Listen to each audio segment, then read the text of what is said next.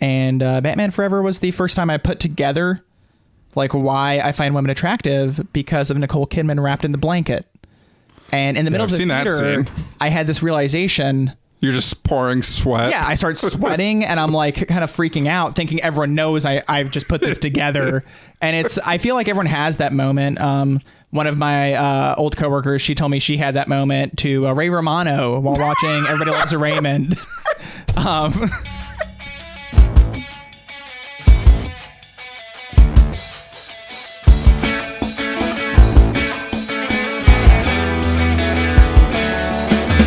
Hello and welcome to the Critical Breakdown, the podcast where we start at the bottom of Rotten Tomatoes and we work our way to 100% fresh. I'm Max. And I'm Scott, and today we're talking Batman, rated 72% on Rotten Tomatoes. Batman? Yeah. The Caped Crusader. He's not wearing hockey pads. Now, is this the 60s Adam West Batman? You are not correct. Damn. This is the 1980 movie. Oh, you did? No, oh, I didn't. No. I didn't. This is the 1989 Batman, starring Tim Burton in the director's chair. Yeah. That's not the way to say it. I don't think how you say it that way, but I get what you mean. Yeah. It's a Tim Burton movie, and while it's not the most Tim Burton movie, you can tell it's a Tim Burton movie. So you're kind of right. His fingerprints are all over the place. Batman could have found him. Yeah. Oh, yeah. Oh, yeah. Yeah. Yeah. He's the greatest detective alive. Yeah. You could assume so. They say that in the comics. Yeah, that's what they say, right? I'm just going off hearsay. I would just wager that in this film, you can't really necessarily tell that. No, but, they don't. They don't really make that known. I don't think... It's kind of well known that Burton didn't really care about the comics. Yeah. So I would even argue that Alexander Knox was a better detective. Damn. Who's that? That's the reporter. That's right. That's he's working with Vicky Vale. That's right. Well, we'll get into that in a little bit. Before that, what you been up to, Scott? What you been watching? It was a travel week for me with work, so I haven't been watching too much, but I did finish a Netflix series. It's a very short series. Mm-hmm. It's called American Vandal.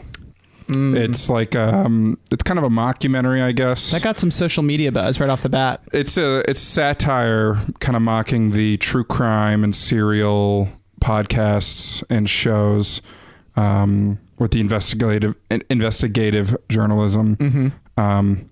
The satire in it is pretty solid. Yeah. And it's actually just a really funny show. The main writer or showrunner of it, I guess, is a very popular YouTube star, or was at one point. Mm-hmm. I'm not familiar with any of his work. PewDiePie. No. I'm just kidding. I don't know what the guy's name was, but I remember reading that. Yeah. And if his YouTube channel is anything like this, it's probably very funny. So it's really funny. It's very interesting. It's about drawing dicks, right? Yeah. So the crime in this is somebody drew a bunch of dicks on a teacher's cars during a teacher work day. Wow. I know. And it's about the guy claims he's innocent, but he was expelled from school and all this stuff. It's very funny. They nail like the high school dialogue and stuff. Mm-hmm. The way they do the investigating in the show feels very natural. It's just funny. And I want to say it's 6 30-minute episodes or something like that, or maybe 6 hour-long episodes, but it's not that long. And it's very funny. So kind of a light investment, but it's pretty solid. Yeah. Yeah. Hey, I mean, sometimes you got to watch those short, funny things. Sometimes you got to watch those short, funny things. I don't know. I think I brought it up that one time. I watched a little bit of that Comrade detective show on Amazon. I didn't finish it yet, but it's a funny concept. With, and it's what is it, Adam Tatum, Scott? No, Tatum and... Joseph Gordon-Levitt. Yeah, and it's voiceover that they're doing. It's them doing voiceover. It was funny. It's a funny enough concept where I might dip back in when I have nothing else to watch. Sure. But... I mean, sometimes you just got to watch something dumb and funny, and there's good choices out there. I got one other dumb, funny thing that I watched. I forget the name of it. Yeah. It's Dan Harmon's D&D show. Harmon Quest? Harmon Quest, yeah. It's on like Vivo or some weird internet channel that is hard to find. But when the second season started, they released the first season for free. So I watched a few episodes. It's funny. It's very low investment. If you're like a big D&D guy, you're probably not going to like it because it isn't like deep into D&D rules and stuff. Yeah. It's just like a very loose structure for comedians to make jokes in, basically. Yeah. So it's kind of interesting to see the like popularity of D&D skyrocket. Yeah, it kind of ebbs and flows, and right now I feel like it's on a high. It's on a very socially acceptable high, and it's always been one of the last bastions of nerddom where like you could play it, but a lot of people just didn't talk about it. Yeah. And like even now, I mean, I talk about it all the time on my podcast, on our podcast. Oh, you do? But like, you know, to a stranger, I might not just say straight up, but I might at the same time because I don't really effing care what a stranger thinks. Yeah. But it's one of those things where you just don't want to get in the conversation unless someone gets it. It's because there's like a stigma, like the super nerd plays D&D. For me, it's tough in the singles market. Yeah. I'll go out on a date and like, oh, what do you like to do? And I'm not like, I'm a warlock. Yeah, I watch movies and I cast the Dark One's Blessing. Yeah. It is a line though. You're right. Like, I don't care, but it just puts a thought in someone's head that's not accurate. I don't think. For me personally, like I'm not somebody who engages in fantasy football, but when people talk to me about fantasy football in my head, I'm like, for you. You're just like writing numbers down and checking it weekly. Whoa. But yeah, so hot takes, Max. Yeah, but no, it's interesting because you know if our listeners aren't in the know, there's a show that just wound down called Critical Role. Yeah. It was a online streaming. Yeah, it was a D&D Twitch actual stream, play. a weekly Twitch stream. And they had put them to YouTube afterwards, and it had this huge popularity, ran for like 4 years. The Adventure Zone's a podcast that just ended their run, I believe. Yeah. And the Adventure Zone is the same guys who do the very popular podcast, My Brother and Me, I think it's called. I don't watch that or listen to that one. It's them and their dad, yeah. And then there's a bunch of other actual plays, what they call them, podcasts. Our friend and former guest, former guest, Miles, is now on a Pathfinder actual play. It's called, it's Starfinder, actually, which is the sci-fi version. It's an alternate version of Pathfinder. And for those of you that don't know D&D, Pathfinder is one of the older editions turned into its own like separate RPG game, basically, because people still liked playing it. Confusing, but it's interesting to see just this rise of it and how it's a little bit more socially out there than it was before. Yeah, and I feel like it gets out there when like a name people know get attached. Like Vin Diesel is famously a D&D player. Joseph Mangielli. Yeah, I don't think that's the right pronunciation. Mangelli. It's you know what I'm talking about. Manganiello? Yeah, Manganiello. That's it. Is that it? I don't know. Anyway, he plays. I'm not going to correct He also plays in Critical Role sometimes. Yeah. From Daredevil. Deborah Ann Wolf. Is that right? No. Wall. Deborah Ann Wall. You're very close. You're one letter off. She actually DMs a game with Janine. I can't remember her last name, but she plays Shiva in the League. Shiva Kamini Kandahar. They play D&D, I think, with Joseph also. First name basis. Yeah, but Joseph too, not just Joe. a lot of my old friend Joseph. A lot of actors like have come out about their love for it, and a lot of writers do, like screenwriters play and talk about it now. It's just interesting. Yeah, and like Critical Role is a bunch of very popular voice actors. Yeah. And then the Adventure Zone is a popular podcast. So it's like people who already have some type of platform, they can jump on this and it gets popular. It's cool. Yeah. I'm glad to see it out there. Yeah. It was something growing up that like I was always super interested in, but there was this negative like demonic stigma around it. And I wasn't really allowed to play it until I like was a teenager, and then I just didn't tell my parents I was playing it. So. Well, big reveals here. Whoa. So we're going a little soundboard crazy tonight. We're breaking out the soundboard, boys. But yeah, girls. You know, it's fun to see D&D out there. Yeah. Stranger Things, I think, also helped. Yeah, maybe. Because like the common person, everyone kind of loves Stranger Things. You know, it's more well known than these other things we named. Yeah. And that's the whole show hitches on that. And the nerds are like, I mean, the whole show doesn't hitch on Well, it D&D. begins with it, is what I'm saying. It's the hook. But like it's in the first and last episode for a scene. But it's like the premise is what I'm saying. Like he establishes the whole plot by naming the stuff. I mean, I get it, but the average Stranger Things viewer might not be like, oh yeah, D&D is cool because of Stranger Things. But I mean, they get it because the Demogorgon is what I'm saying. It's there the whole time. Yeah. But I think that makes people understand it's not like people worshiping the devil is what I was getting at. It makes it more acceptable. They understand that it's a game. Just like more knowledge of it. Yeah. That and there was an episode of Freaks and Geeks about it. Yeah, and then Community. Community did a big episode. So, but no, I think since Stranger Things is so out there right now, that was an interesting tidbit for it. Yeah, Stranger Things season 2 right around the corner. I know you haven't seen that trailer, the new trailer. Yeah, I didn't watch it because, I'm just going to...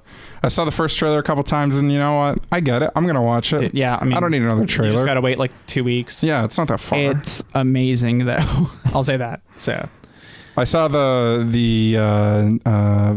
thumbnail, and I was like, okay. Yeah. That's enough. I mean, trailers are spoilery, I guess, but for me... Stranger Things is enough a known quantity that I don't need to see anything to get me hyped for it. Yeah. I'm already fully there. With a movie, sometimes I need that trailer. Even if I know it's going to be a movie I'm probably going to like, sometimes I need the trailer to see what the style of it is. Yeah. Like Blade Runner 2049, I would have seen it regardless, but I needed the trailer so that I know they were doing it right. I'm glad you brought up Blade Runner, actually. Whoa, it's like I knew. Did you know? No. I had something I watched this week. What'd you watch? I watched the 3 Blade Runner short films that were made and released around the same time as the film. Not only did I not know, but I thought you were going to say something else. Wow.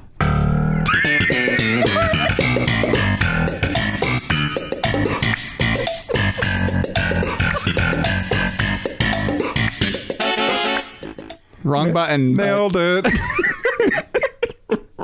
Yeah, they released 3 short films. Denis Villeneuve. Yeah, I think that's right. Though I read online, we should have a special pronunciation episode. I read online the V is not silent. Denis Villeneuve. I'm gonna go with half of a word here. Okay. It's just too much. You can't keep changing it. I'm not changing it. I'm trying to circle in on the truth. The truth is out there. Anyway. Short films, Blade Runner. Yeah, they were animated, right? One of them was. One of them's animated by the same guy who did Cowboy Bebop. It was very good. It was probably the longest of the 3. One of them gives the backstory to, is his name Sapper? Dave Bautista's character? Yeah. Yes. Yeah, it gives his backstory just a little bit. Kind of how his moment starts in the film. Okay. And then they have one that establishes some backstory for Lawrence... Is that his name? Jared Leto's character. Wallace. Wallace, yeah. So they show some of his stuff too. Yeah. That one, it was good, but it wasn't it was just okay, just kind of talks about his character. Yeah. I enjoyed the Batista one a lot. He's simply great. Yeah. We talked about it last, but he's just a good actor. Yeah, no, I just like how much he commits to it. So I want to see him in more stuff. But the animated one was definitely my favorite. It was very reminiscent to me, though, of the Animatrix. The animated series they released with the Matrix. That was better than the sequels. Right. And it kind of has a prequel-y explaining stuff. Yeah. So it explains some of the key backstory they talk about in the movie. And it was super interesting. I really enjoyed it.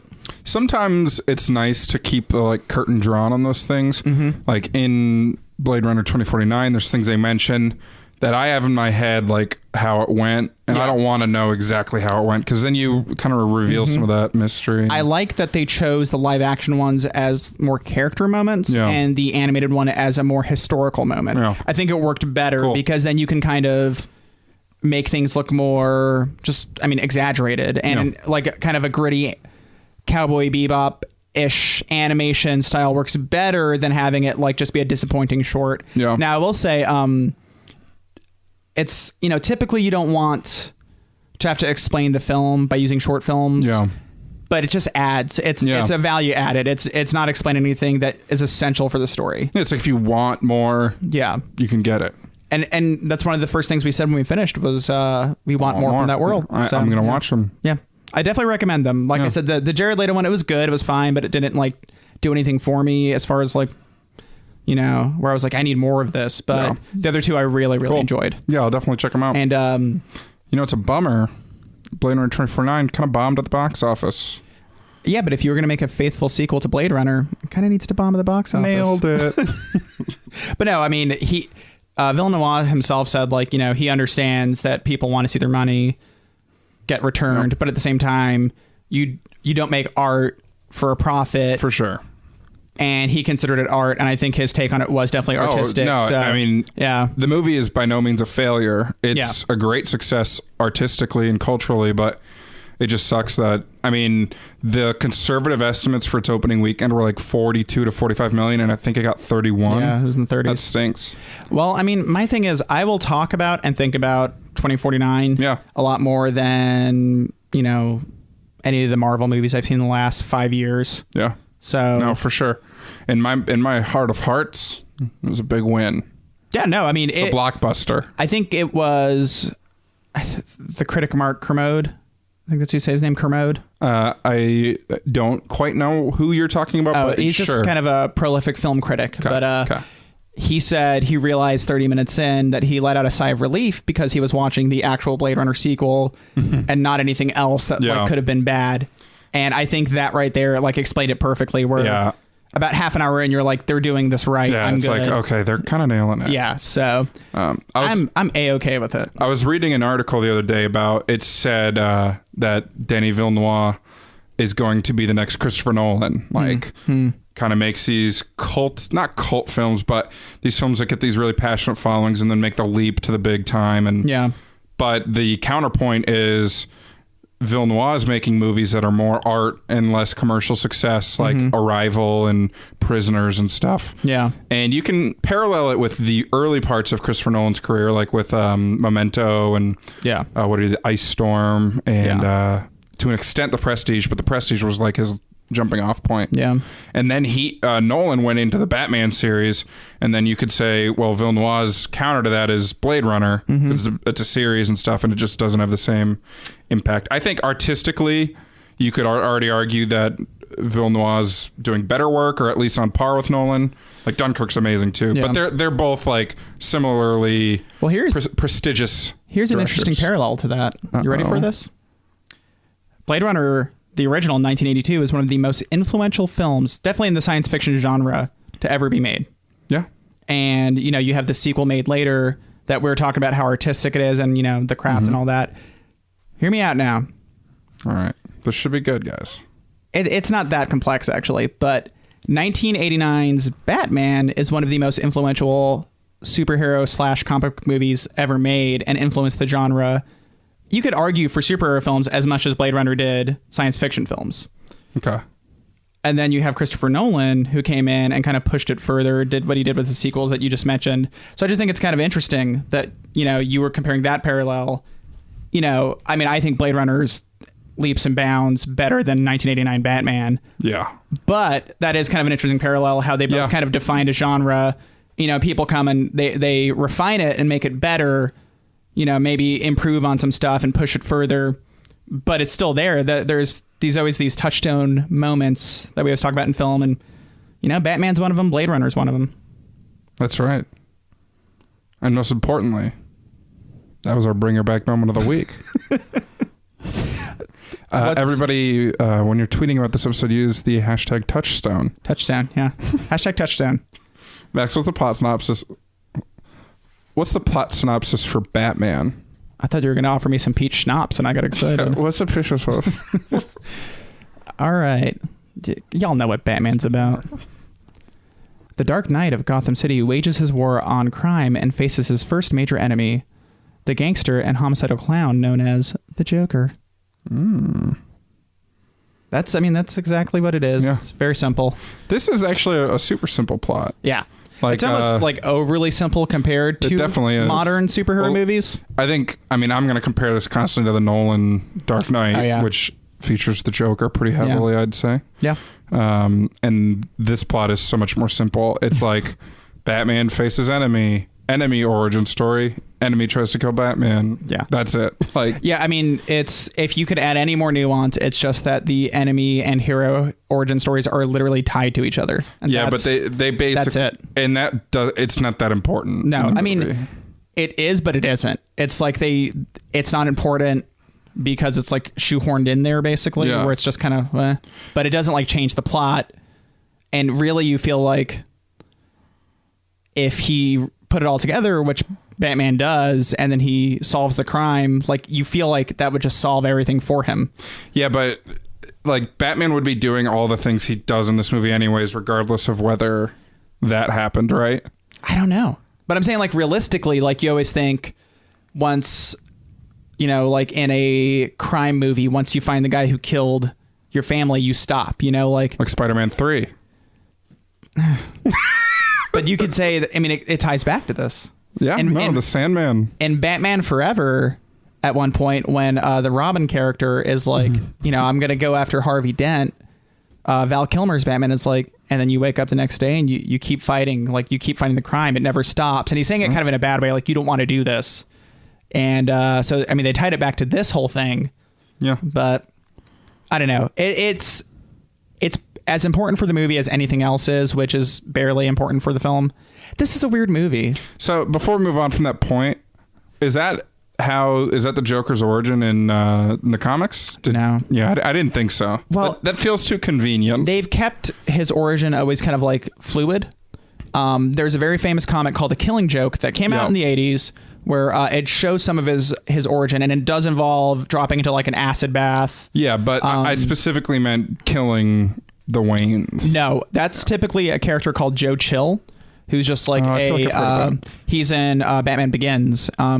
Just a petty thug. The guy who Bruce is going to shoot in Batman Begins. Oh yeah, is Joe Chill. Yeah. And I gotta rewatch that movie. It's good. It actually maybe holds we'll up. Get to it. It's aged, but it holds up pretty well. Yeah. I'd say it holds up overall better than Batman. I don't think Batman holds up that well. I'll get to what I love about it, and we'll also both later, talk about what we disliked. But I mean, this movie, it's weird. Like I said, it kind of set a genre. Yeah. It showed that once again superheroes were viable. Yeah, I mean, this was a cultural spectacle. It won the box office of 1989. Yeah. And I mean, it's Tim Burton. I was decked out in 89 Batman gear, probably from 1989 until like 1996. Just constantly decked out in it. What about Batman Returns gear? I mean, it was the same thing, really. The same logo and everything. So I had both. I had tons of toys. It was my life. I've always been a Batman fan. So it's funny because we both mentioned that we like Batman Returns better, but neither of us has watched it for a while. I haven't watched it in years. For me, it's been at least over 5 years. Yeah. But we watched the trailer just before recording, and Batman Returns, it already has a darker look than this one does. Yeah. Yeah. And it's kind of funny. The Burton style kind of kicked in. Yeah, because this one feels like a very restrained Tim Burton, which in my opinion is the best kind of Tim Burton. Because my favorite Tim Burton film is Big Fish, and that doesn't feel like that Burton-y. No, that one like the Southern Gothic works very well in it, but it's a fantasy story at its core, so. But then look at another adaptation he did, the Alice in Wonderland, the first one. I don't think he did the second one. I didn't see it anyways. But that they very much Burtoned the Alice in Wonderland world. Yeah. And this Batman, this 1989 Batman at least, it feels very much so like Burton's working within the Batman world, and he's not just it's cannibalizing it. He took German Expressionism. I can see. Yeah, a lot of the Dutch angles and weird like Gothic architecture really works with that. Mixed in with Batman, just like the basic. Like I feel like he just looked at comic book covers. Yeah, never read a single comic. I think he's kind of known for that. Him and Kevin Smith kind of got into a spat at one point about reading comics and stuff like that. Yeah. But which actually is a funny story. I believe it's Kevin Smith one time wrote a comic that involved monkeys and Planet of the Apes and Lincoln being an ape or whatever. But Tim Burton's Planet of the Apes movie he made ended with Mark Wahlberg coming back and then seeing the Lincoln Monument with like a chimpanzee head or something. And so Kevin Smith kept talking about like, oh, Tim Burton ripped me off, just like joking around. Yeah. And Tim Burton famously said, I don't read comics, so how could I even rip off his comic that did that? And then Kevin Smith like clapped back with, anybody who's seen Batman knows you don't read comics. And it was like this whole like nerd thing. And that's after Superman Lives, wasn't it? Yeah, it was way cool, after. Because they have a little beef there, history. I think. So history. Maybe not full on beef, but some saltiness. But there's some meat there. Yeah, maybe not beef, but it's turkey. There's some Yeah, so before this, Tim Burton was probably best known for his Pee-wee films. I didn't know he did Pee-wee films. Well, he did one of them at least. He did Pee-wee's Big Adventure. That's the big one too. The big one. Yeah, the big one. Did he do the Pee-wee film on Netflix that came out, what, 2 years ago, last year? I doubt it. I really doubt that. Fair enough. It just doesn't seem his style, honestly. Yeah. Let's see. And then before this, he did... Beetlejuice, yeah. And that's where him and Michael Keaton started working together. Yeah. He had shorts like Frankenweenie and stuff like that, but... That's funny because Frankenweenie got a full movie. Yeah. So I don't think we're going to go beat by beat on this one. No. What did you think of Michael Keaton's Bruce Wayne and his Batman? I really liked his Bruce Wayne. I remember not being super impressed with him in this film, but I do remember liking his voice. I think he's such a dork in this film, which it's actually kind of funny to me, like, because he already has the baldness going a little bit, the male pattern baldness, and the curly hair. Like, he just looks like Mr. Mom still to me. Yeah. And the whole movie, there's no Playboy to him, whereas like Christian Bale and Ben Affleck's Bruce Wayne have the Playboy side. And the thing is, I feel like at the late 80s, early 90s, the Playboy thing wouldn't have worked as well. Maybe. I don't know. Because he played it more just like the kind of aloof weirdo, like the hermit, but that he was like also like amazing at the same time. Yeah.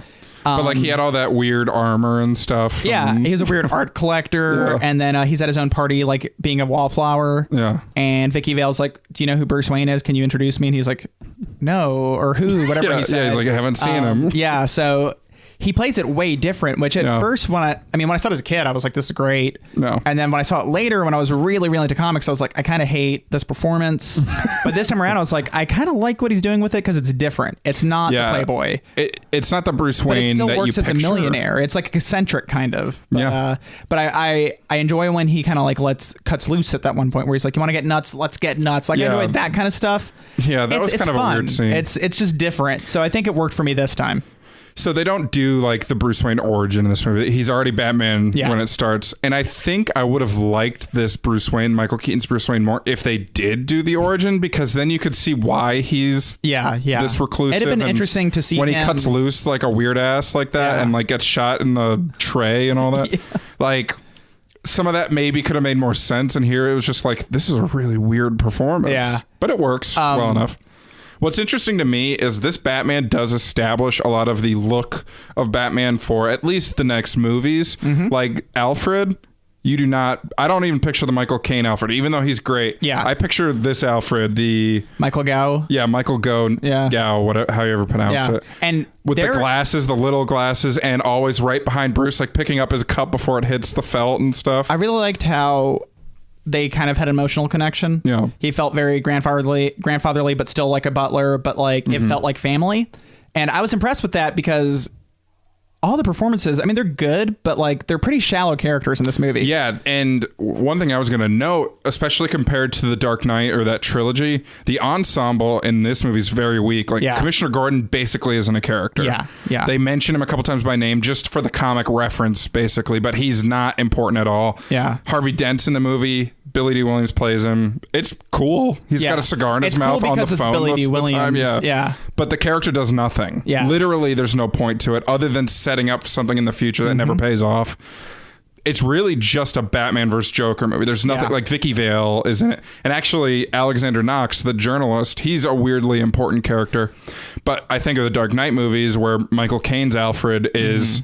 almost like the Robin of those movies. Like he's a true sidekick. Yeah. Here he's just a background character with a little bit of character building for Bruce. Some comic relief a little bit. Yeah, a little bit of comic relief. You have the Lucius Fox in the Dark Knight trilogy, who's also like an ally. There's nothing like that here. So it's interesting. There's not even like Vicky Vale isn't a comparison to she's Maggie Gyllenhaal and she's Kitty Holmes. Barely a character. Yeah. Like she's a vehicle. Yeah. Like she has little characterization, but the plot is driven a lot by her. She's good looking though. She is good looking. Kim Basinger brings it. You her and Jerry Hall were both very good looking. Yeah. Two blondes, you know. This whole series, this whole original blondes. Batman run is all blonde women that give me weird feelings. Yeah. I mean, now it makes sense, but when I was a kid, I was like, whoa. A little background for when Max is like, taking his pants off.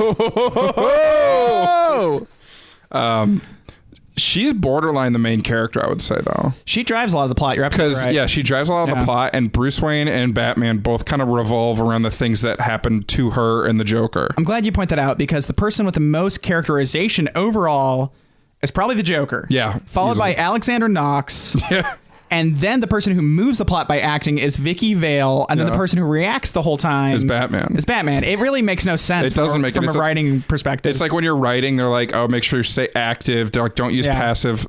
Batman's passive in this whole movie. He shows up after everything starts, no matter what. Like, even the first scene where we see Batman, it's two criminals do some robbery. They're up on a roof, and then Batman shows up reacting to that. They should have done it where Batman, they show him like up on the roof, like listening, looking, or whatever, and then he finds. They did show him at one point. The animation was so shitty that it was like frustrating. Yeah. But what I like with the beginning is it has a mother and father and a son walking through the streets, and they make you think for a second, like, is this, are they showing the origin? Yeah, it's a fake out, but I really actually enjoyed that, because I was like, I was remembering as a kid thinking, oh, this is going to be the origin of Batman. Like, they're going right in it. And then I was like, no, it's not. That's already Batman. So like, as a kid, that like blew me away. And then this time I was like, that's just fun. Like, that's a fun way to do it. Yeah. And it does, if you're not in the know already, it does nothing really for you. Like, it doesn't have that extra detail.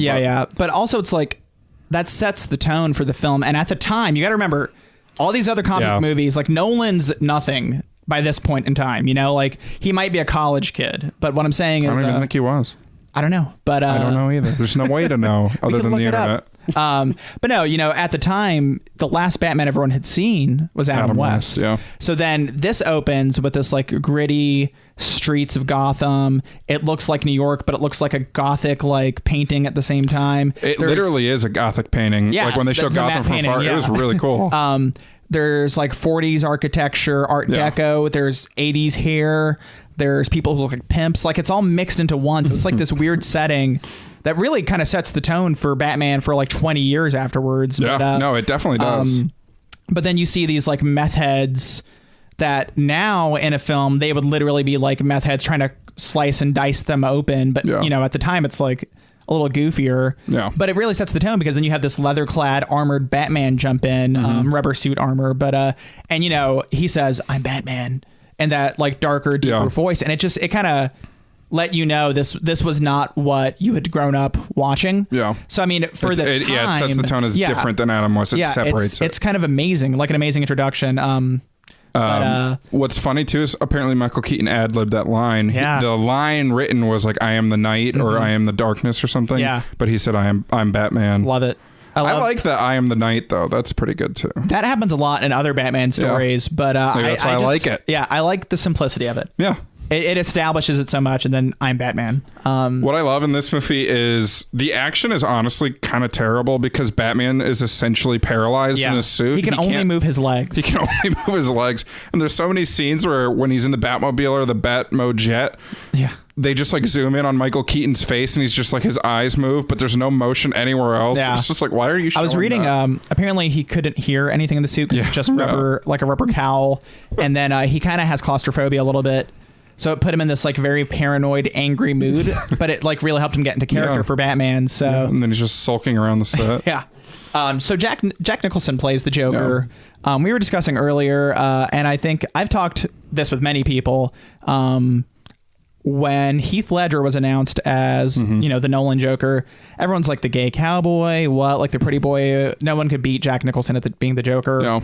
And you said yourself, and I said this definitely at the time, I was like, I'm not that crazy about his performance. Yeah. But then I went on to say, I think it's a very iconic performance for Jack Nicholson, but maybe not for the Joker. You know? Yeah, I mean, it's a memorable performance. Yeah. I wouldn't say it's an iconic Jack Nicholson, because he's had so many iconic roles. I mean, for me, The Shining is the big one for him. I mean, The Shining, I mean, something's got to give. I would say, I mean, he's been in a good amount of movies. He's prolific. If you had to name top 5 performances just for like his role, for me, this might go in there. Maybe if I saw a list. The performance is memorable, but the character is not that memorable here. Like, the characterization of him in The Dark Knight is so much more powerful. But I mean, it's different styles movie. That's a much darker movie. This one's more like a criminal gangster, like a criminal lord. Yeah. And the Dark Knight one's more a like ascended thug, like someone who just really worships crime, kind of, and like what it stands for. And this one's more, you know, using crime as art. It's like a different thing. This one, he's like a crime boss still. Yeah. And in the Dark Knight, he's just like wants to set the world on fire. Yeah. You know? He becomes a crime boss in the Dark Knight simply to destroy it. Yeah, exactly. To Bring create down chaos. the system because he wants crime everywhere. Yeah. But it's not even just crime, it's chaos. Yeah. Yeah. And that's, I like that side of the character. It adds more to it. Here, the only real depth to the Joker is, okay, he's goofy, he's weird. There's some really strange scenes. Like there's one scene, it's easily the strangest in the movie for me, when he invites Vicky Vale to this museum, tells her to put a gas mask on, and then they fill the place with gas. Kill everybody. Prince song starts coming up. Party man. Gentlemen, let's broaden our minds. Lawrence?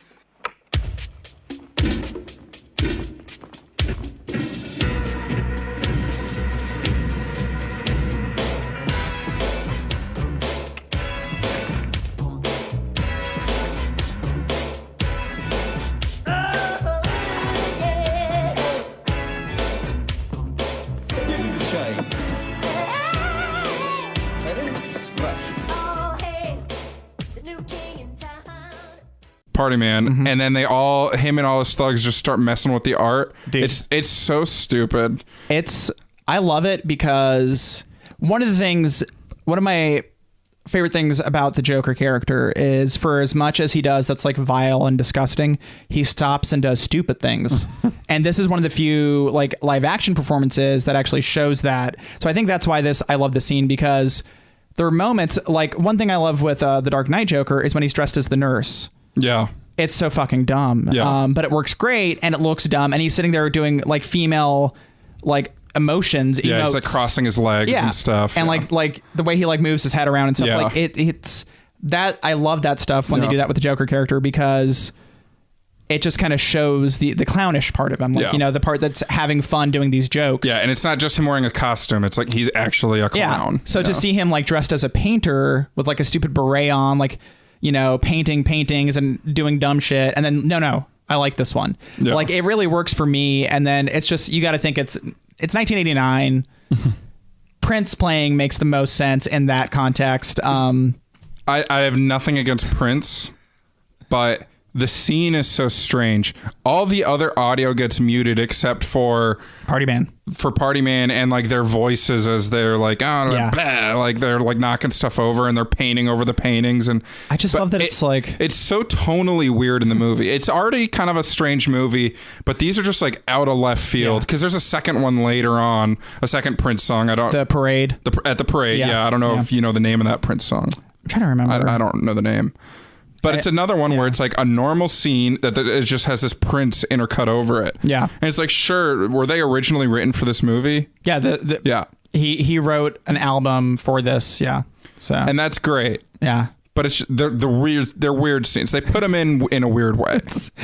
For me, I mean, it just works for me. Like, I get that it doesn't work for everybody. If you have a Prince soundtrack, like your opening scene in Gotham as they show the crime and stuff, you have the Prince playing over that. Yeah.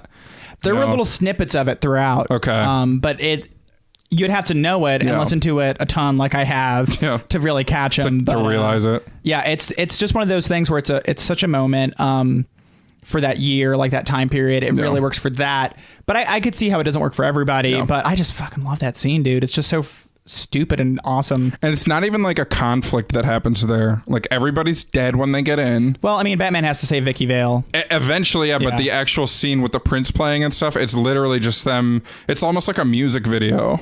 It's weird because it brings up this plot in the film that I obviously there's plenty of plots that are shallow in the film, but the Joker becomes obsessed with Vicky Vale about halfway through the movie. This is like kind of the culmination of that. It's there's never this fully explored. Yeah. And there's this plot with he's dating his boss when the Joker's just Jack. He's dating his boss's girlfriend behind his boss's back. His boss tries to get him killed. Yada yada. But basically, once he becomes a Joker, he like physically scars her and makes her wear a mask. Yeah. And his whole thing is he's using like acid to make things how he wants it. He like infects these like beauty products and like deodorant and hairspray and stuff. And then he sees this picture of Vicky Vale. He's like, so glamorous. Yeah. And he just becomes obsessed with her, but not to like ruin her beauty like he does with everything else. Yeah. It is weird. It doesn't he wants get to because he sprays the acid at her at one point and she ducks. But no, it's just, I feel that could have been a really good plot point for the film had it been like the focus of it. And then Vicky kind of could have still been like one of your main characters there. And you could have explored her being a stronger character too. Not like a strong badass, but just like using her wits. Yeah, I mean, you'd want her to be more than the damsel in distress. Exactly. And they start to touch it at times, like when Batman saves her and then she wants to keep taking the pictures like she's a committed journalist or whatever. But even in those scenes, she still ends up just the damsel in distress. So it ends up a little falling flat. Yeah. And their relationship is weird. Bruce and Vicky even, like they go out on a date, it goes well. And then he avoids her. She gets mad. She's investigating him.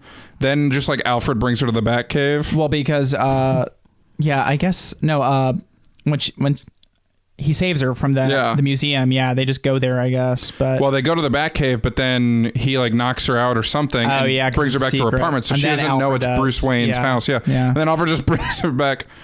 Alfred's just done with that shit by that point. Yeah, Alfred's over it. There's funny stuff at the Batcave too, where it's just like a bunch of tube TVs. I love that. He's watching, pre-flat It's like screens. so 1989. And it's just like they show a bunch of bats, and he's like, "Bats, they're marvelous creatures." Yeah, he just has them in cages and stuff. Yeah. It's great. Yeah. I mean, it's so dumb that it's great. But I mean, there's things that you could tell, like the whole genre, like I was saying, is kind of established by it. I wrote some of it down. Like I said, tying the hero and the villain together. Yeah. That becomes such like a standard in like movies. That there's a history. Yeah. You don't always need it. Some of these movies work better. Like the Dark Knight, there's no tie between Batman and the Joker other than you've shown up and you're using theatrics. I'm going to show up and use theatrics. Yeah. To like undo everything you did. Yeah. And then there's also like the origin story, which, like you said, isn't in here that much, but it's in here enough. Yeah, it seems like they're not going to do it at all, and then the last act really brings it in a lot because it brings that tie-in. Yeah, and at least it's brought in the final act instead of the beginning. It's not a focal point. I think while they kind of helped establish it, I mean, the first Superman movie definitely is an origin story. Yeah. So the Christopher Reeve Superman film definitely goes into that. Batman Begins is an origin story. Yeah. There's nothing wrong with being an origin story, but you can make a strong story that doesn't have Spider-Man Homecoming. Yeah. They don't bother with the origin. There's no need for it. Exactly. And so it makes a pretty satisfying superhero story. Now, people are trying that more and more, but some heroes have never had movies like Wonder Woman. Some heroes have had tons of movies, Batman and Spider-Man. So you can get away with not doing it because the public knows. Yeah. But I do feel like since this established, and what's funny, I'll get to this in a second, this established that superhero movies do work as blockbusters. That, you have to do the origin. You have to explain to the audience because they won't get it. Yeah. Now, that being said, the most successful movies that were superhero movies of the 90s are the Batman movies, I would argue. Well, of the 90s, what are the other options? Like Blade, which was actually pretty successful. Yeah, but Blade. I don't know anything about Blade really, but it feels like tier 5 compared to like tier 1 Batman. I agree, but and it's more of a Wesley Snipes movie than a comic book movie. But Blade kind of that's kind of what tipped Marvel off that it's time for them. Yeah. So Blade was kind of like the prototype of dipping into comic book properties again, which led to X-Men, led to Spider-Man. But I mean, it's cheap to say, nothing else took off. But I mean, people were trying to bring out nerdy properties. Not necessarily comic books, but the Super Mario Brothers movie was made at this time. It was dark and gritty, and it was terrible. That makes sense. There's some random comic book movies like The Phantom. Was it The Rocketeer? Rocketeer. Was that comic book? That is a comic book. There was stuff. I mean, Ninja Turtles had already been turned into a film, I want to say around the same time, maybe the same year, 89. But like people were like, oh shit, like we could actually do these things. Superman was in production, pre-production, never got out of Superman it. lives. So, I mean, there was a bunch of cheap superhero movies made too, like Fantastic Four might have been. That might be. Well, so there was the weird thing with the rights to Fantastic Four where Fox, I guess, had them and they had to release something to keep the rights. Yeah. And so they made that like in one day movie that, and they released it on Sci-Fi Channel or something late at night.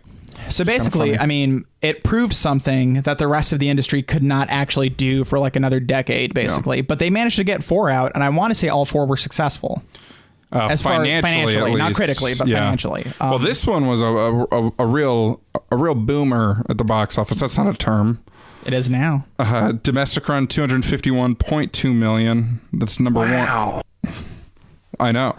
It's number one in 1989. Wow. I know. I'm just curious. Can you name any of the other top 10 of 1989? 1989? Yeah. Pretty Woman? No. Damn it. That was in the 90s, remember? Was it 1990? I don't know. I wasn't on that episode. Number 2 is Indiana Jones and the Last Crusade. Mm-hmm. Wait. When Harry Met Sally?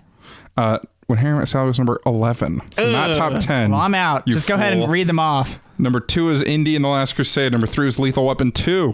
Number 4, this one surprised me. Look Who's Talking. How about that? Number 5 was Honey, I Shrunk the Kids, which opened against Batman. Batman, of course, that's June 23rd of 1989. Batman opened at $40.5 million. Damn. That's fun. Number 6, Back to the Future 2. Number 7, Ghostbusters 2. Number 8, Oscar winner Driving Miss Daisy. Number 9, Parenthood. We mentioned it last week. We'll mention it again. Did we? I think. Number 10, Dead Poets Society. I think we did. My Captain. I really don't think we did. Why do I think we did? I don't know. Anyways, a lot of sequels on there, which is kind of fun. Oh, yeah. But $35 million budget for this one. Wowza. Yeah, that's not that bad of a budget. That's stretching your dollars. They made a lot of money. I'll say this. A decent amount of the film, like the filming of it didn't look too bad. No. There's a lot of weird, like I said, German expressionism ideas in there for some reason with the high angles and Dutch angle and weird contrast. Off-center things. But then also the miniature work I thought was kind of terrible in this movie. So the miniature work would be stuff like with like the Batjet crashing. Yeah. The problem was I feel the scale wasn't really set. with the bell tumbled down. A that lot was of probably it just miniature looks work, so right? damn fake. And usually you can get really good traditional work with miniatures. You know, you can do a lot of good stuff. There was some 1989. Yeah, this is pretty late in the game for miniatures. They know what they're doing. But now knowing it had such a small budget. Well, $35 million. That's a mid-budget film. A good budget, yeah. But Blade Runner 2049 is like a $300 million budget or whatever. So just comparing, it's 150. I'm just saying. Yeah. Hollywood accounting, it's probably 300. Yeah, probably. But just for inflation, and $35 million might be like $450. That's true. One other thing that's kind of interesting with the budget is Jack Nicholson. He made $60 million in this bad boy because he got a percentage of the gross. How did he do that? Well, let's learn something today. Max, today's Let's Learn Something Today will explain how he did that. I'm excited. It's actually pretty simple. He was paid a percentage of the gross of the movie. That's it? Yeah. I mean, how'd he pull that off? Is that because he's Jack Nicholson? It's probably just a negotiation. I don't know how. I wasn't privy to those details. Yeah. But for a very long time, that was the most that an actor ever made on a single movie. Yeah. It has been broken, though. Now it's number 9. Ooh, that's a big leap there. From top to 9? From top to 9. There's a 4-way tie for first. And it's a menage a trois of great actors. Bruce Willis for The Sixth Sense made $100 million. Yeah, that movie made a lot of money. Yeah, it did. Will Smith for Men in Black 3 made $100 million. Surprised that movie made a lot of money, but that's not necessarily a percentage of the gross. That's true. I think bring Will Smith back to a Men in Black movie, I think they spit him 100 of them. He ain't coming back no more. Whatever. Yeah, no, they're not. He's not. Well, they might make another one, but he ain't. They are. They've announced that they are. And he announced he not. Well, and it's like a reboot. Oh, okay. So. And then your boy Tommy Cruise has $200 million movies under his belt. Old Tom, War of the Worlds, and Mission Impossible 2 Tom. When you were first telling me about this, my first thought was it has to be Tom Cruise. I didn't say it, but it's like, come on, it's Tom Cruise. I mean, late 90s, early 2000s, Tom Cruise was like... Plus, I mean, you just know if he's in a film, he has probably creative say more than anyone else in the film. Maybe. I don't necessarily know about like that. A director on his level. Yeah. I think the studio would be like, listen to Tom. Do you think like Top Gun was like that? No, because I think he hadn't... I mean, he was a star, but he wasn't Tom Cruise like, now. so you think the Mission Impossible series, he's getting his voice in? Like, you don't hear that much about Tom Cruise, I don't think. I feel like with The Mummy, it was a story that he had like exercised creative control. I think it's because most directors know that if you're using Tom Cruise, you work with them. Yeah, I mean, it's not you're just telling them what to do. It's a partnership. You tailor the movie to Tom Cruise's skills, obviously, but so I don't think it's necessarily a bad thing. But I think I mean, he has so much sway. Yeah, that I could see him rolling into a contract and being like, yeah, but I get gross, like a percent of the gross. I think Tom Cruise, and these were not gross, these were just flat 100 million contracts. Yeah. And I think it's just because Tom Cruise can roll into a negotiation and be like, everything I do makes fucking bank. And he probably says it like that. Then he jumps on the sofa. Yeah, then he jumps on the sofa. Bank. And they're like, Tom, you already did that. Yeah. But still, cool. He just says, show me the money. Yeah, exactly. God, he should have made 100 for that one. Yeah. But that's how Jackie Nick made 60 mil. Let's learn something today. Do you think he managed to get that rate from some tense negotiations? I bet you, sure. Yeah. Yeah. Because I heard that there were some tense negotiations for the role of the Joker. I see what you're doing. Yeah. So they had offered the role to Jack Nicholson. He was first choice, and I think he wanted it, but he was like kind of waffling on signing. He had held off. Well, you got to think like the last depiction of Batman was Adam West. I can understand why like a serious actor would be like I'm in. Yeah. But come on. Yeah. And you want the Pee-wee guy to do it? Yeah. Like. Yeah. The Pee-wee guy. Come on. Yeah. Come on. Come on. And you're gonna have Mr. Mom as Batman. Come on. Yeah. Beetlejuice as a Batman. Yeah. So they went and offered the role to Robin Williams, which I feel like is kind of a natural fit. Yeah. And Robin agreed because he was like, yeah, I'll do it. God. So then they went back to Jack Nicholson and they said, we got Robin Williams if you're not doing it. So then Jack signed on.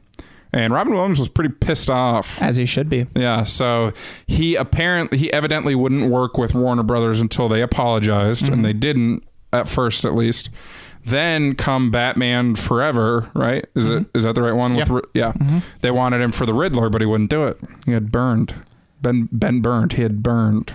And the Riddler was then played by Jim Carrey. Jimmy C. Two-Face in that movie was not Billy D. Williams. Yeah, so Billy D. Williams was signed on as Harvey Dent in this one with the idea that he'd come back and be Two-Face later on. Which is something we see a lot in modern comic book movies. Yeah, you give you the tease of the character and then they end up something else. But then, I mean, what was Batman Forever? 95, 94? Yeah, about 95. So that's 6 years later. The Joel Schumacher directing couldn't picture Billy D in it. They wanted Tommy Lee Jones, so they bought him out of that contract. So Tommy Lee and Jim Carrey in Batman Forever are both kind of playing Cesar Romero's Joker. They both, I think they handle the roles okay in a funny, campy way, but they definitely, to me, didn't capture a lot of what makes those characters great. I think Jim Carrey kind of chewed the scenery and had fun with it, and it works as like a fun villain. Like a stupid villain. Tommy Lee Jones is on record as saying, well, I think actually Jim Carrey is on record as saying Tommy Lee Jones hated him. And the famous quote that Tommy Lee said to Jim Carrey is, I cannot sanction your style of buffoonery. There you go. And I mean, there's sometimes when I'm watching a Jim Carrey movie and I feel the same way. Yeah. When you're watching the number 23, you're like, I cannot sanction your buffoonery. Your buffoonery. I've never actually seen Batman Forever. I might have to challenge you to watch it. I love it. I remember I had an opportunity to watch it during a family camping trip. This must have been 97, 98. Yeah. some people were going to the Great Lakes Fishing Museum, and some people were staying in, I believe, my Uncle Jack's van, which had a VCR, and they rented Batman Forever and watched it. I know which place I would have been. All my cousins went and watched Batman Forever, except me and I believe my cousin Jimmy Tennant. Y'all went fishing? No, me, Jim, my father, and I think Uncle Mike, maybe Uncle Brian. We all went to the Great Lakes Fishing Museum. I had no idea what was going on. I was like 6. Yeah. I wanted to think my dad was cool. Or I wanted my dad to think I was cool, but I really wanted to watch Batman. Yeah. And then it ended up pouring rain. Well, have I shared my... That story, there's no reason that I told it. Have I shared my Batman Forever story? Please save me from continuing. Yeah. Because I have more details here, so just jump in whenever. So I was probably like 10 when Batman Forever came out. And in that movie, I saw it in theaters because that was the only movie series my family would go see religiously in theaters, like opening I remember week. you mentioning that. And Batman Forever was the first time I put together like why I find women attractive because of Nicole Kidman wrapped in the blanket. And in the middle of the theater, I had this realization. You're just pouring sweat. Yeah, I start sweating and I'm like kind of freaking out, thinking everyone knows I've just put this together. And I feel like everyone has that moment. One of my old coworkers, she told me she had that moment to Ray Romano while watching Everybody Loves a Raymond. So like people have that moment where they kind of realize something. Which I just love talking with people. It's a great cocktail party discussion sometimes. Romano. But no. So that's my big Batman Forever story. And I think that's part of the reason why I still love it. It's campy. It's stupid. It's almost more like the Adam West Show. But I'll always have something in that film because of that. So I got to think of... We'll have to talk off air, but I don't remember what mine was, but I probably have one. Once I think of it, I'll know it. We'll bring it back in. It's Shia LaBeouf. No, I'm just kidding. It might be. But no, I mean, overall with this movie, I enjoy some of the theatrics. Like I said, the performances are fun, but it's not very nuanced characters. No. This might be my least favorite of our fresh movies. I'd have to scroll back. You were so on Conan. Just because it was kind of long for you. I think I liked Conan, but no, I think I liked this better than Conan. I think you're right. Lawless, I was a little iffy on. Sorry, guys, I'm scrolling through right now. Yeah. I think for this, I have some nostalgia attached to it, but detaching myself, I've never been crazy about this one. I think it's important to detach yourself. The Prince soundtrack's probably what I love the most about this film. It's funny. I don't dislike the Prince songs, but I dislike the way they're used. And I think Tim Burton's on record saying the same thing. Yeah, actually, during our research, I came across this kind of Burton quote where he says, "I liked parts of it, but the whole movie is mainly boring to me. It's okay, but it was more of a cultural phenomenon than a great movie." Then he later on went to say that Princess, he wasn't enthusiastic about how the Prince songs were used in the film. Over time, as he's distanced himself from the production, he became more fond of it. But at the time, I don't think he was very happy with it. I'm in Tim Burton's fresh off making it camp. Yeah. I feel you on that. Maybe I'll get there. I feel you. I mean, it's never been my favorite Batman movie. It's just this time watching it, I kind of warmed up a little bit more to it. I've always loved Returns and Forever. And then Batman and Robin, I think, is hot garbage, but it's funny. This has always just kind of been like, yeah, it's an important one because it kind of made this work, but it's not my favorite. You know, Uma Thurman in Batman and Robin, that might be my... That's fair, man. I mean, that has... Because she was doing those poison kisses. Yeah. I was like, I'll die that way. rank your Bruce Waynes, your cinematic Bruce Waynes. All of them? Go, right now. Off the spot, no research, go. Just Number Bruce 1. or Batman? Just Bruce. I don't care about Bruce? the bat. Yeah. Cinematic? Yeah. Adam West. Number 1? I don't know. He might be 2 or 3. You got to rank them. I'll rank mine. Number 1. I haven't seen enough from Batfleck yet to give him a top spot. Agreed. So he'd be like middle of the list. From Bruce Wayne. Number 1, I'm going Keaton. I love it. He's a dork. I really enjoyed him. Yeah, so I might give you number 1 there. Yeah, let's go Keaton number 1. Number 2, I'm going Bale. He had 3 movies. I like the playboy side of him. I like the broodiness. It worked for me. Let's see. Keaton... Yeah. No, I'll give it to Bale. 3, I'm going Kilmer. Never seen his movie, but it can't be worse than Clooney. I'm gonna go Adam West on number 3. I haven't seen Adam West either, so rest in peace. He really captures the kind of like goofball playboy, like wearing a smoking jacket, never leaving the house, and having like a male ward that's like your same age. That's what I'd want to do. So like he captures all that. I respect that. The rest of it's goofy, but he captures that very well, especially for the era of like the 60s. So, but then I'll do my next one as Kilmer. Val Kilmer plays a very whispery but like emotional Bruce Wayne. I feel like Bruce Wayne needs to be emotional. I like that about Bale's. Bale was pretty emotional. Yeah, and Val Kilmer's Bruce would read poetry while while that's almost all I need to hear. While Christian Bale's Bruce would be like drunk publicly, like fake drunk. Yeah. I can't see Val doing that as much, but he would definitely like read poetry to a woman while wearing a turtleneck. I think he does that in the movie. And now I gotta watch it. Also, those two are probably the most detective-based Batmans in the films, where they put clues together. Yeah, they made a point of it with the Bale one, at least. Yeah. At least like one scene. It was like forensics with the Bale one, and Batman Forever, it's him putting riddles together. Yeah, still counts. Different kinds. Yeah. So like the Bale one, it was like they were using the gadgets. I feel like we're kind of dropping Clooney here, though. I think we're putting Clooney where he belongs. But as far as Bruce Wayne being a goofball, like he's not too far off the mark there.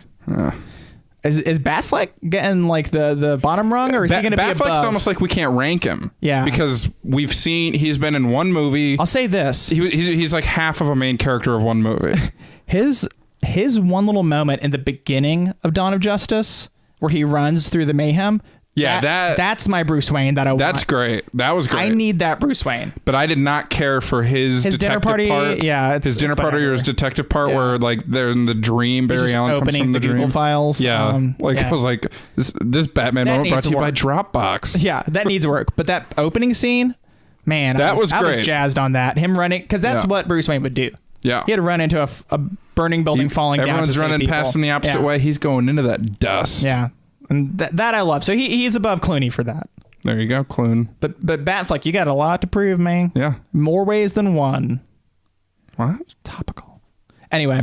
I liked how shitty most of Batman's gadgets were in this movie. Like his zipline gun. That was so fucking dumb. I love it. Where does he get these wonderful toys? I loved it. And then he had a bunch of other stupid stuff. Yeah. Here's just some random trivia for you. It kind of ties more into this movie and Blade Runner and Batman Returns and American Vandal. No, but maybe I haven't actually seen it. Let's see. So Vicky Vale is played by the lovely Kim Basinger. Lovely. But at one point she had another contract and she was unable to commit to this. Mm-hmm. So as a backup, they hired Sean Young to play Vicky Vale. Also beautiful. Now, Sean Young ended up breaking her collarbone and had to drop out of production. Yikes. But Basinger's schedule had opened up at the same time, so she was able to actually step into the role and take it over again. Conspiracy theory, Kim Basinger broke Sean Young's collarbone. But there's this famous, I want to say it's a Letterman interview, where Sean Young was actively vying to get the Catwoman role in Batman Returns. And she showed up to some late night interview dressed up as her version of Catwoman and acted like Catwoman the whole time. And it was like right on the cusp of people realizing that she's kind of crazy.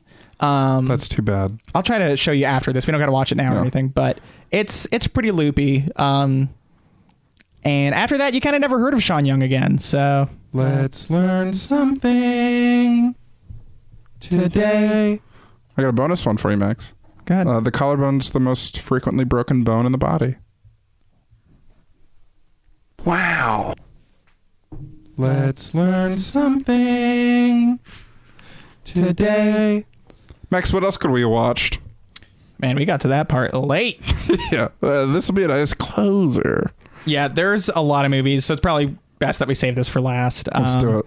So right off the bat, Amazing Spider-Man. I don't think you're ready to revisit that one. I revisited it a couple months ago and I hated it. Yeah. It was so dumb. There's a scene in that movie where Peter walks into the Lizard's office and they talk, and then the Lizard's like, no, if you'll excuse me, I have some work to do. And then he leaves. He leaves Peter Parker in his office. Where's he doing his work? Speaking of stupid, Prometheus. Actually... Speaking of don't want to return to this one. I actually do want to return to it, but...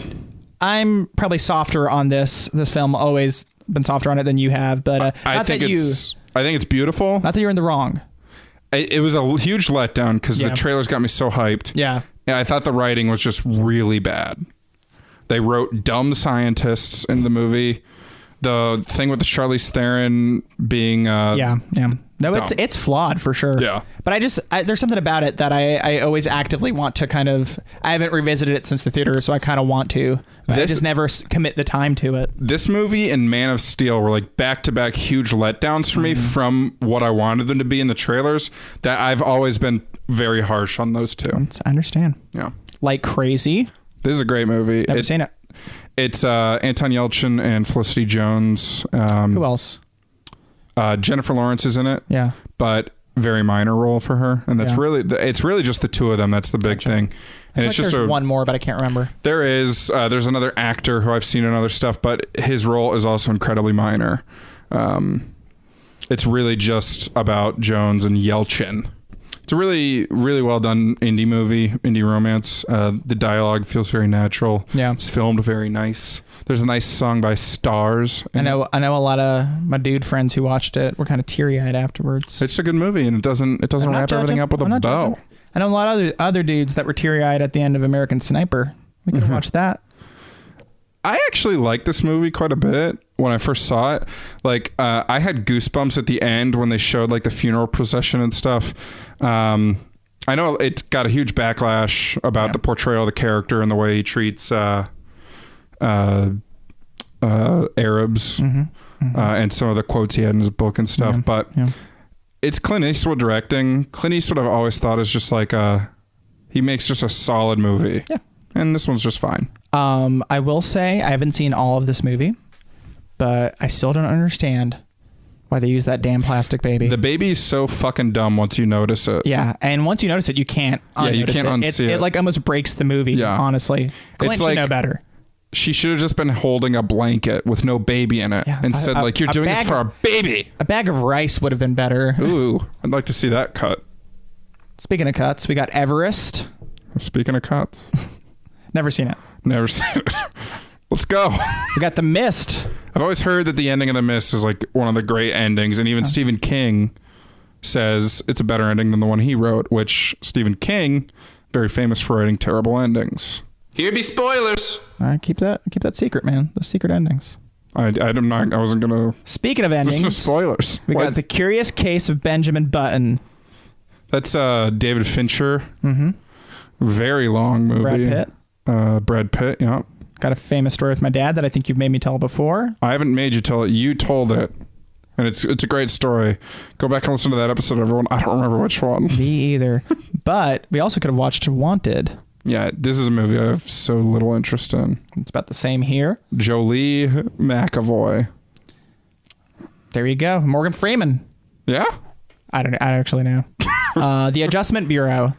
Yeah, this is Matt Damon and Emily Blunt. Yeah. In a Philip K. Dick adaptation. Oh yeah? I didn't realize that. That actually makes me more interested. Apparently it's okay. It's not like great, but it's like 72%. Yeah. I mean, well, I was just reading like as far as Philip K. Dick adaptations, it's you know. No, I didn't know it's not terrible. I didn't know it was a PK Dick. I got some thoughts on Philip K. Dick adaptations. We could do a bonus episode on that one day or something. Yeah, let's just do a boner on it. Get Him to the Greek. This is a great movie. I've never seen it, but I remember Sean Puffy Combs actually got rave reviews for his comedic performance in this film. This might be the only like Jonah Hill as your lead movie. Yeah. He always plays off other actors. Yeah. And here it's Russell Brand, but Russell Brand's definitely the secondary to Jonah Hill. Yeah. It just works. It's a good movie. I remember very funny. People were surprised that it worked. Yeah. I enjoyed it, and then I revisited it like a couple years ago, and it's still very good. I mean, like if someone before that movie came out walked up to you and said, "Do you want to see Sean Puffy Combs, Russell Brand, and Jonah Hill in a movie together?" You'd be like, "No." Yeah. But if this was when like Russell Brand was at his high, like he was still dating Katy Perry, which I know you hate based on the eye roll you just gave me. That's not even that. And he was just after Forgetting Sarah Marshall. It was before Arthur. Was that the movie he had where he was a standalone and it like bombed his whole career? Yeah. Maybe that or the drugs did. Speaking of, we got Training Day. Yeah, I haven't seen this one, but it's Denzel. Yeah, it's like Ethan one of the Hawke. famous Denzel movies. Well, he won a You know, one of those gold statues. He's famous, man. Yeah. We got Stranger Than Fiction. I don't like this movie. I feel like I thought it was lower than this. This is the... It's not. Will Ferrell? Yeah. Yeah. What I like is it's not like the standard goofy Will Ferrell where... Who's the romantic lead? Maggie Gyllenhaal. Oh, well, look at that pseudo tie-in. Is it? Yeah. God, I don't remember that. Now, folks, he's looking it up. That's how little he trusts me. No, I just want to see who else is in it. Emma Thompson? That's who I was thinking of, Emma Thompson. Okay, she's not the... No, I know, but I was like, isn't somebody else? But I've never actually seen this. I thought I had, but I hadn't. It's good. It's not like the Will Ferrell that you get from Old School through Step Brothers, and every one of his movies is basically the same character. Yeah, this Stranger Than Fiction is very different. Yeah, it's sort of an indie movie, but it's not. But I just mean it's like his indie movie performance that he does. He has like a more serious. Yeah. It's like it's his Eternal Sunshine. That's fair. It's a much worse movie, but it's fine. It's still fine. There's some good bakery puns. I'm surprised I didn't push for this next one more. The Fifth Element. Oh yeah, well I knew it's one of your favorites. I think one of the reasons we didn't is there was like a couple sci-fi options right in a row. That's true. I think we might have ended up doing none of them though, which is kind of funny. I think it's also true. I'm glad we picked Batman. The Fifth Element I do love, and I think we would have had plenty to talk about. But, I the way we do this is I usually come up with a list just combing over all of Rotten Tomatoes. Yeah. And then I pick the ones that I'd be willing to watch. Max picks the ones he'd be willing to watch. And then we just agree to try to vary the genres and everything. We argue our points back and forth. Yeah. So. It's rare. Like the Conan and Swiss Army Man that was like the first time we like did a trade, like a compromising trade. Usually every line we can find one that we both like are very interested in. Yeah. This was one that I was also very interested in, but it's a strong line. Yeah, so. It is. There's a lot of good ones. Sleepless in Seattle. This would have been a great watch. Yeah, I think it would have actually been really good to revisit that. Yeah. And then The Game. Yeah, The Game's David Fincher. I mean, I just put all the David Fincher ones on there. I haven't seen it. I want to. I think it's the only David Fincher movie I haven't seen. You're gonna have to watch it. I own it. Complete the collection. Well, I guess the collection's complete then. Any other thoughts on Batman? No, man. It's okay. I mean, it's one of the Tim Burton movies. Yeah, I don't like Tim Burton at all. Like, I'm on record. When he's good, he's good. But for me, he's just not that good that often. Spoiler alert. Heard your spoilers. Hit that computer. Studio. Wrong button. We're going to be watching Big Fish in a few weeks. Yeah. And that is one of my favorite movies, period. And it's also easily my favorite Tim Burton. Yeah, definitely my favorite Tim Burton. This is at least a step below that. I do like Beetlejuice. I like Batman, Batman Returns. I like Batman Returns better than Batman as well. I like Sleepy Hollow, but I haven't seen it since theaters, so I need to revisit it and see if I still like it. I haven't seen that one. And then I do definitely like Big Fish the most. Yeah. So I think we're both going to be weeping. Yeah.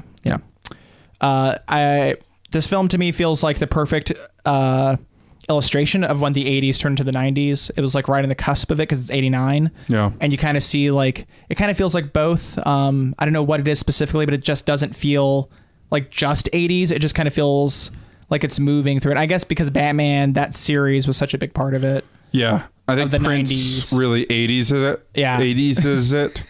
And then like the movement towards comic books and being such a big film. It's just interesting. 90s is it. Yeah. Those don't make good no. What adverbs? I don't even know what type of word. I liked the makeup play on the Joker in this, by the way. Him like rubbing it off and putting it back on. It was like caked on, obviously. I was so creeped out when he would put the flesh tone makeup over his. It's funny how they did that because he had like a white base and they'd put this like huge thick oil makeup on him and it looked unreal and it was creepy it's supposed in a good way. Yeah, exactly. So, it got the point across. Yeah. The movie's aged. How about the scene where the surgeon's trying to fix him and he ends up looking like that? Yeah. What the fuck did he do? Well, the surgeon, he had those tools. He only had those tools, but it was like a sawbone and like an ice pick. Yeah. He really did wonders though. Yeah. It's just a funny scene because it's like you could have just not put that in there. Yeah. But it's like the surgeon clearly didn't do anything here. I mean, it was pretty goofy. It was goofy. I remember when I was a kid, I remember him killing the surgeon, but he didn't. And I was like, it feels like he would have killed him. Yeah. To like just cover up who he was and keep it a secret. I think once he was further down that rabbit hole, he would have. Yeah, he would have broken out that like 8-foot-long revolver and killed him. I love that. That was hilarious. That was the funniest part. There's a couple moments where they do stuff like that, where he has like the bang gun, and then the giant gun is so comical. Yeah. That's the stuff I like with the Joker. And like when he just punches Batman and he's just like, ow. Yeah. And his number one guy that he keeps talking to all the time, what's his name? Bob or something? Something like weirdly normal. Yeah. And then he just shoots him. Maybe Joe. He's just like, yeah. So it's a fun performance. You're not going to watch this movie and end up disappointed.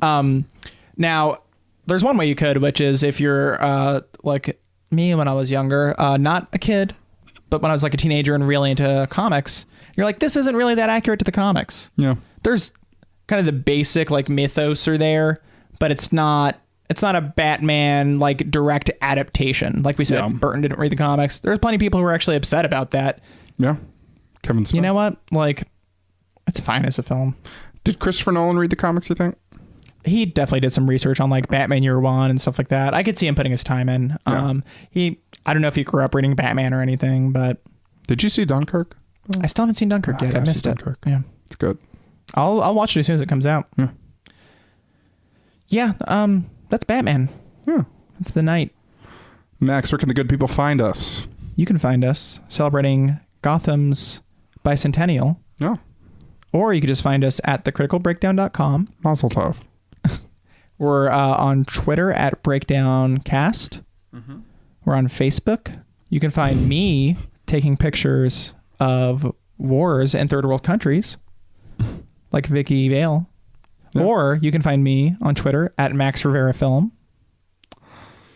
You can find me watching the guests at my house party from a series of tube TVs in the caverns below my apartment. It's true. Or you can find me at breakdown_Scott on Instagram. Leave us a rating and review on iTunes or Google Play or any of them fancy little podcatchers you're using. Yep. Any of those podcatcher gadgets that you got in your toy chest. Your wonderful toy chest. That's right. Josh Rivera did our art. Jason Brown does our music. And Walter's the podcast Bruce. And we are The Night. Next week on The Critical Breakdown. Preheat the oven. Because we're eating Tombstone pizzas. Pepperoni and sausage. Rated 73% on Rotten Tomatoes. That's a spicy meatball. It's high noon.